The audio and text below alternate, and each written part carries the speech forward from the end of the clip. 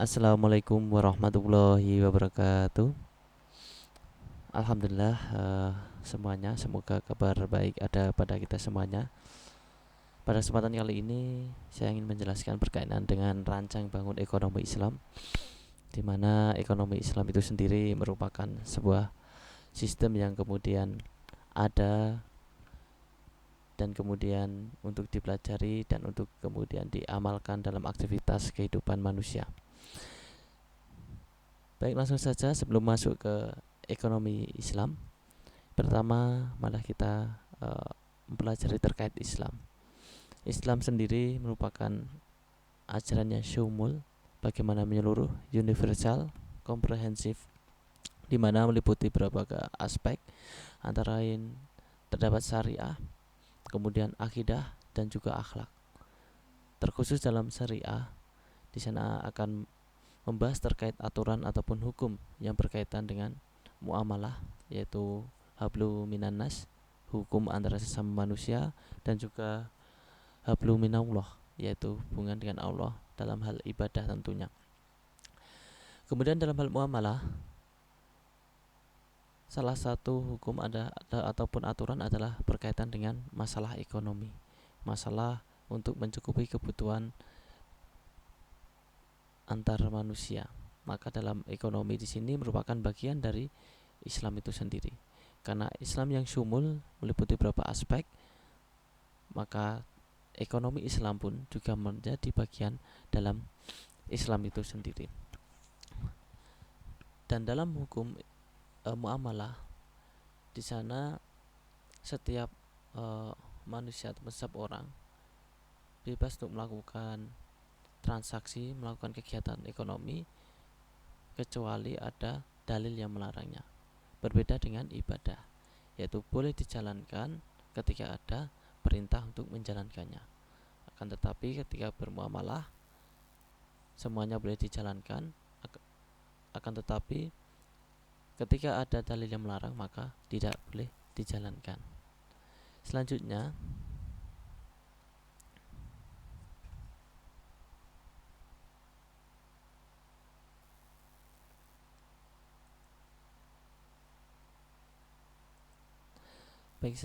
kita akan berbicara tentang rancang bangun ekonomi Islam. Rancang bangun ekonomi Islam itu diperlukan untuk bagaimana mengetahui gambaran yang menjadi landasan pada ekonomi mikro Islam ataupun juga ekonomi Islam secara umum. Dan 3 komponen dalam rancangan bangun ekonomi Islam. Yang pertama ini sebagai landasan ataupun pondasi, kemudian yang kedua nanti akan ada tiang, dan yang ketiga ada atap yang akan menjadi melingkupi ataupun menutup dari kesempurnaan tadi berkenaan dengan rancang bangun ekonomi Islam. Yang pertama yang menjadi landasan adalah berkaitan dengan teori ekonomi Islam. Kemudian yang menjadi dinding ataupun penyangga yaitu prinsip sistem ekonomi Islam. Dan yang terakhir perilaku Islam dalam ekonomi Islam ataupun akhlak, ini menjadi atap bangunan rancang bangun ekonomi Islam itu sendiri. Yang pertama, teori ekonomi Islam ataupun landasan, juga bisa dikatakan sebagai pondasi, yaitu adanya bangunan ekonomi Islam yang berdasarkan 5 hal ataupun 5 landasan, yaitu tauhid atau keimanan, kemudian adil, nubuwah, khilafah, dan juga ma'ad. Ketika kita berbicara tauhid, maka hal yang kemudian kita perhatikan adalah konsep ketuhanan umat Islam terhadap Allah SWT. Bagaimana kita kemudian meyakini akan keesaan Allah SWT. Jadi ketika membahas permasalahan ekonomi Islam, ini berasal dari tauhid itu sendiri. Jadi menjadi prinsip utama dalam syariah adalah bagaimana kemudian kita mempunyai keyakinan dalam hal aktivitas ekonomi ataupun transaksi ekonomi kita senantiasa diawasi oleh Allah SWT. Karena tauhid ini merupakan fondasi dari ajaran Islam itu sendiri. Jadi tiada sesuatu yang layak kemudian disembah selain Allah SWT. Oleh karena itu, Allah yang menciptakan alam semesta dan isinya, dan sekaligus pemiliknya, termasuk pemilik manusia dan seluruh sumber daya yang ada. Jadi Allah adalah pemilik yang hakiki. Manusia hanya diberi amanah untuk memiliki untuk sementara waktu, sebagai ujian bagi mereka dalam berislam. Dan segala sesuatu yang tidak diciptakan dengan sia-sia tetapi memiliki tujuan, termasuk manusia diciptakan. Bagaimana diciptakan manusia adalah untuk beribadah kepada Allah SWT. Karena itu segala aktivitas manusia dalam hubungannya dengan alam, yaitu sumber daya, dan juga manusia dalam hal bermuamalah, semuanya harus dibingkai dengan kerangka hubungan dengan Allah. Karena kepada Allah kita akan mempertanggungjawabkan segala perbuatan kita, termasuk aktivitas ekonomi dan bisnis. Sehingga landasan tauhid ini merupakan konsep ketuhanan. Setiap aktivitas yang kemudian dikerjakan semuanya ada hubungannya dengan Allah SWT. Semuanya akan dipertanggungjawabkan pada Allah SWT. Kemudian landasan yang kedua adalah adil, di mana adil ini merupakan sifat yang harus ataupun sikap yang harus kita jalankan dalam aktivitas kehidupan kita. Dalam aktivitas ekonomi pun juga kita tidak terlepas dengan ada sikap adil.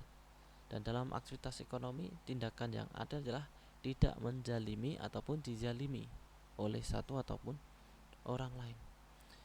Aktivitas tersebut mengandung maksud bagaimana keadilan itu berarti kebebasan yang bersyarat akhlak Islami, yaitu bagaimana kemudian kebebasan yang bersyarat akhlak Islam, tidak ada yang terzalimi maupun dizalimi. Dan kedua, keadilan harus ditetapkan di semua fase kegiatan ekonomi. Artinya semua fase kegiatan ekonomi itu, mulai dari faktor produksi dari produsen, kemudian konsumen, sampai distributor dan lain sebagainya, semuanya benar-benar menjalankan kegiatan ekonomi yang baik, tidak menzalimi satu ataupun yang lainnya.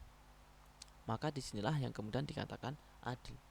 Dan Allah menciptakan segala sesuatu, salah satu sifatnya adalah sifat adil. Dia tidak membedakan, tidak memperlakukan makhluknya itu secara zalim. Jadi manusia dipelihara dengan hukum Allah di bumi, dan Allah menjamin bahwa pemakaian segala sumber daya diarahkan untuk kesejahteraan manusia. Agar apa? Agar dapat manfaat daripadanya secara adil dan baik. Kemudian dalam sifat adil ini, dalam banyak ayat Allah memerintahkan manusia untuk berbuat adil. Artinya rasa adil ini adalah hal yang sangat penting. Dalam Islam, adil didefinisikan sebagai tidak menzalimi dan tidak dizalimi. Dalam kegiatan ekonomi, nilai ini dalam pelaku ekonomi tidak dibolehkan untuk mengejar keuntungan pribadi bila hal itu merugikan orang lain ataupun merusak alam. Artinya kepentingan pribadi tidak diperbolehkan ketika itu merugikan orang lain ataupun merusak orang lain. Karena tanpa keadilan manusia akan terkelompok-kelompok dalam berbagai golongan, dan golongan satu dengan yang lain akan menjalimi satu dengan yang lain, sehingga terjadi eksploitasi manusia atas manusia yang lain. Dan hal ini dalam teori ekonomi Islam jelas tidak tepat. Oleh karenanya adil dalam landasan ekonomi Islam adalah bagaimana kemudian tidak menzalimi dan tidak dizalimi dalam aktivitas ekonomi.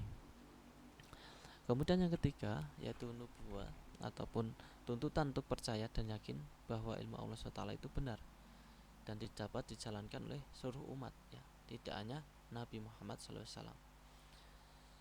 Dan Allah SWT telah kemudian memberikan seorang rasul yang kemudian bisa menjadi tauladan bagi umat manusia dengan sifatnya yang sidik, amanah, fatonah, dan juga tabligh. Artinya sifat yang kemudian ada dalam Rasulullah, kenabian Rasulullah ini bukan semata-mata bagaimana untuk uh, menjadi model apa dalam kehidupan manusia, tapi model terbaik yang harus diteladani. Bukan hanya sekedar kita mengetahui, tapi kemudian harus meneladani agar mendapat keselamatan dunia dan akhirat. Nah, baik saudara-saudara semuanya, jadi nubuah kenabian ini salah satu diutusnya para nabi dan rasul bagaimana menyampaikan petunjuk dari Allah pada manusia tentang bagaimana hidup yang baik dan benar di dunia. Maka fungsi rasul adalah untuk menjadi model yang terbaik yang harus kemudian bisa menjadi teladan manusia agar mendapat keselamatan fid dunya wal akhirat. Keselamatan dunia dan akhirat. Nabi Muhammad merupakan uh, sifat yang kemudian beliau ajarkan kepada umat Islam untuk diteladani bagaimana dalam hal kegiatan ekonomi ataupun dalam hal berbisnis. Pada khususnya ada 4 sifat yang kemudian tadi sudah sampaikan: sidik, amanah, fatonah, dan juga tablik. Sidik di sini adalah benar dan jujur. Jadi sifat sidik harus menjadi visi hidup setiap muslim. Ketika sudah menjadi visi hidup setiap muslim, hidup yang berasal dari yang maha benar, maka kehidupan di dunia pun harus dijalani dengan benar, supaya dapat kembali pada pencipta kita yang maha benar, yaitu Allah SWT. Dengan demikian, tujuan hidup muslim sudah terumus dengan baik dari konsep sidik ini, yaitu bagaimana kemudian berperilaku yang benar dan bersifat jujur, menjadi visi hidup setiap muslim. Kemudian yang kedua adalah sifat amanah, tanggung jawab, adanya kepercayaan dan juga kredibilitas. Amanah menjadi sebuah misi hidup setiap muslim, karena Allah SWT dapat kita jumpai dalam keadaan ridho dan diridhoi. Bila kita menepati sebuah amanat yang kemudian dipikirkan pada kita, sifat ini akan bentuk kredibilitas yang tinggi dan sikap penuh tanggung jawab pada setiap individu muslim. Dan kumpulan individu dengan kredibilitas dan tanggung jawab yang tinggi akan melahirkan masyarakat yang kuat.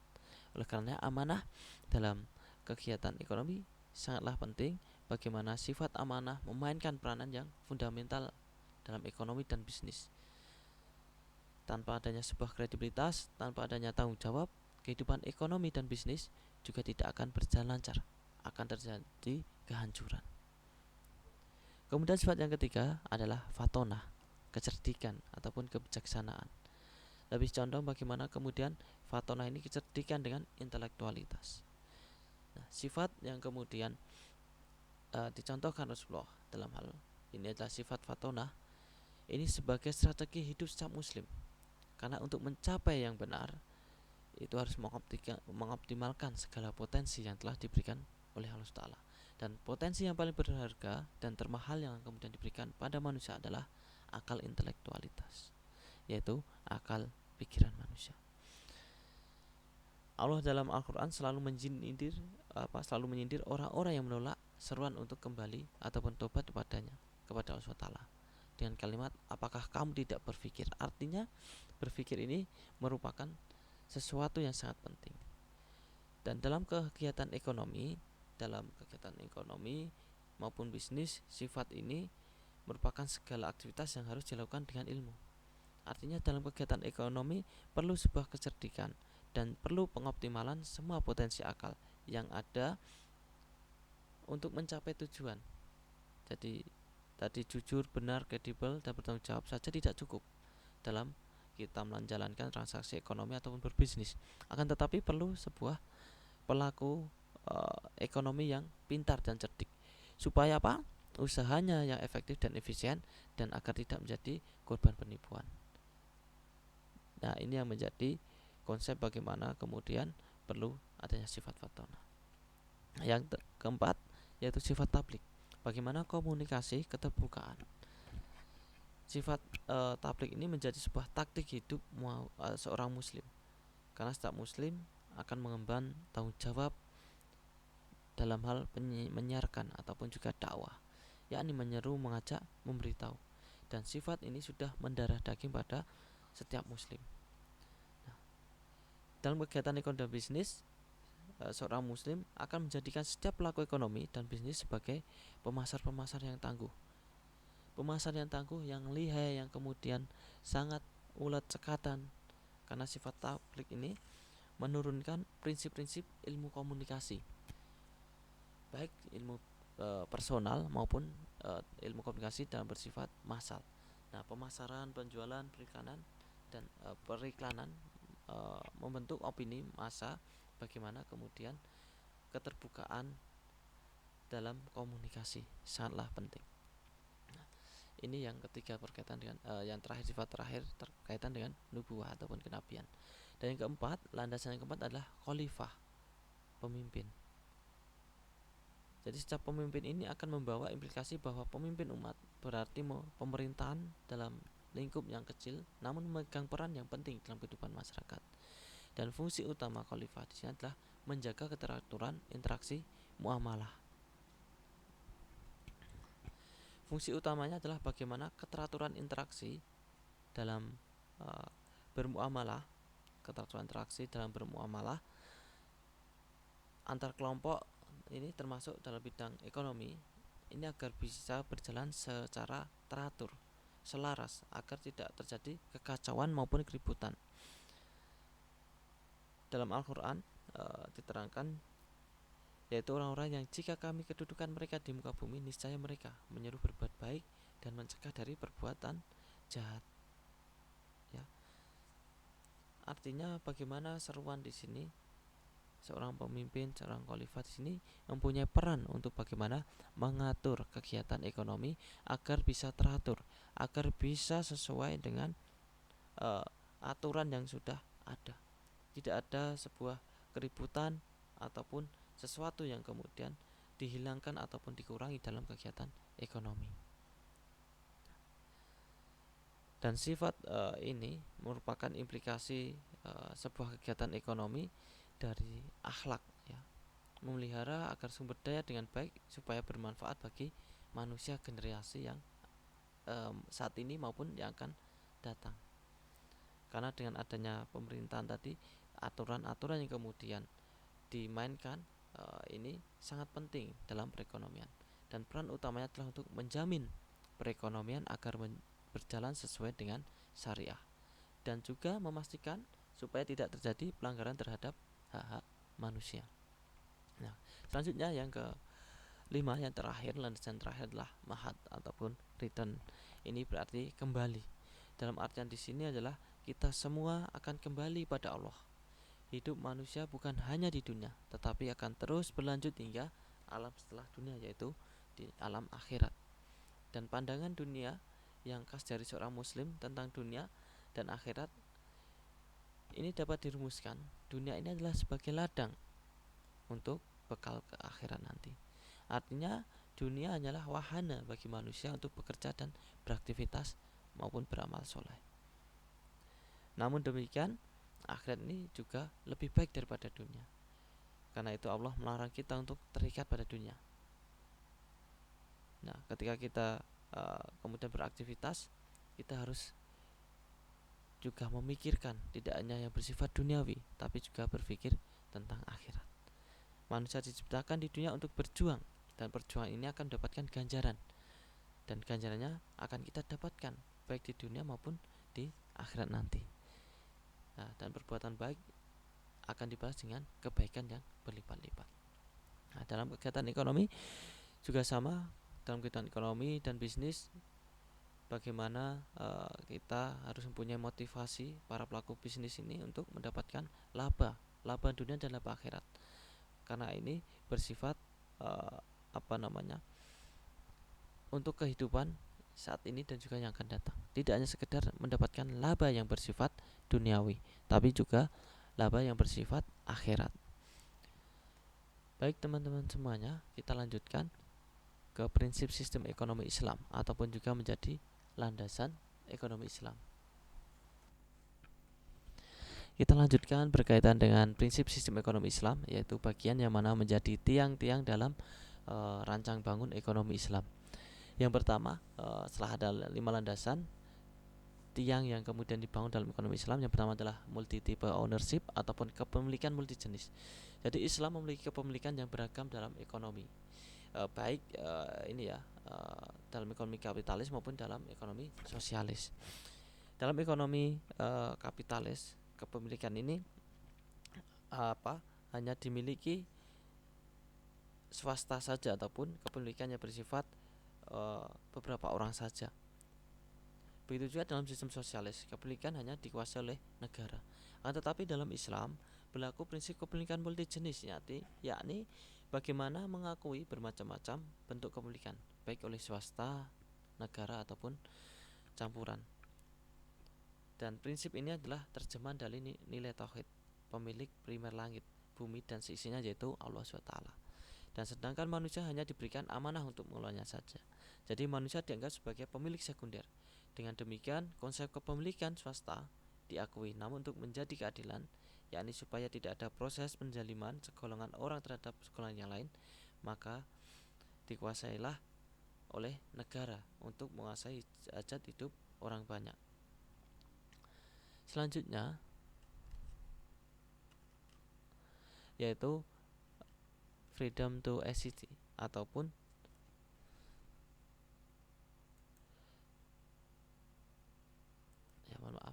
freedom to exist ataupun kebebasan berusaha, di mana dalam ekonomi Islam setiap individu dibebaskan melakukan aktivitas dalam hal ekonomi selama kegiatan ataupun ekonomi yang kemudian dijalankan ini sesuai dengan syariah. Jadi penerapan nilai-nilai yang kemudian melahirkan pribadi-pribadi yang profesional, yang kemudian prestatif dalam segala bidang, termasuk dalam bidang ekonomi dan bisnis. Dan pelaku-pelaku ekonomi dan bisnis mempunyai sebuah acuan, yaitu Nabi sebagai teladan dan model dalam melakukan aktivitasnya. Kemudian selanjutnya, bagaimana social justice ataupun keadilan sosial. Jadi semua sistem ekonomi punya tujuan yang sama, yaitu menciptakan sistem perekonomian yang adil. Namun tidak semuanya sistem tersebut mampu ataupun bisa konsisten menciptakan sistem yang adil. Dan sistem yang baik adalah sistem yang dengan tegas dan secara konsisten menjalankan prinsip-prinsip keadilan. Pemerataan dalam distribusi pendapatan, namun pemerataan ini bukan berarti sama rata, sama rasa, melainkan sesuai dengan bagiannya. Dalam instrumen ekonomi Islam tentunya kita mengenal zakat di sini sebagai sarana bagaimana kemudian menciptakan sebuah keadilan sosial. Nah, inilah yang menjadi tiang dalam ekonomi Islam, yaitu bagaimana prinsip-prinsip sistem ekonomi Islam. Dan yang menjadi atap adalah perilaku Islam dalam ekonomi Islam itu sendiri, atau biasa yang dikenal dengan akhlak. Nah, akhlak ini sangat penting karena setiap manusia harus kemudian berperilaku, kemudian berakhlak yang baik. Dalam ekonomi Islam kita juga dituntut bagaimana kemudian mempunyai sifat profesional ataupun ikon dan juga tekun, ya, ihsan. Dan dua sifat ini menjadi kunci bahwasanya setiap muslimin maupun muslimat itu harus sudah mempunyai perilaku yang tekun dan ihsan, profesional. Nah, ini akan membuat perekonomian umat Islam semakin maju. Akan tetapi ketika masih kemudian hanya memastikan bahwa tidak ada transaksi ekonomi yang bertentangan dan syariah, tetapi tidak kemudian ditunjang dengan sebuah kinerja yang bagus secara tekun dan profesional, ini juga mustahil perekonomian secara Islam akan maju. Maka akhlak ini merupakan hal yang sangat urgent karena merupakan aplikasi dari teori dan juga prinsip ekonomi Islam tadi, dari landasan dan juga tiang ekonomi Islam tadi. Maka perilaku Islam dalam ekonomi Islam ini sangatlah dianjurkan bagaimana untuk bisa membuat pola pikir dan juga pola laku yang tekun, yang profesional, dan tentunya memastikan semuanya itu transaksi dalam ekonomi Islam itu dengan transaksi yang syariah. Dan ini bisa menjadi sarana yang luar biasa untuk bisa mewujudkan rancang bangun ekonomi Islam. Demikian tadi kita bahas terkait dengan rancang bangun ekonomi Islam yang meliputi landasan 5 hal tadi, dan kemudian tiang dan juga atapnya tadi berkaitan dengan perilaku manusia ataupun akhlaknya. Semoga bisa menjadi tambahan keilmuan dan wawasan kita semuanya, dan apabila kurangnya mohon maaf. Akhirul kalam, wabillahi taufiq hidayah. Assalamualaikum warahmatullahi wabarakatuh.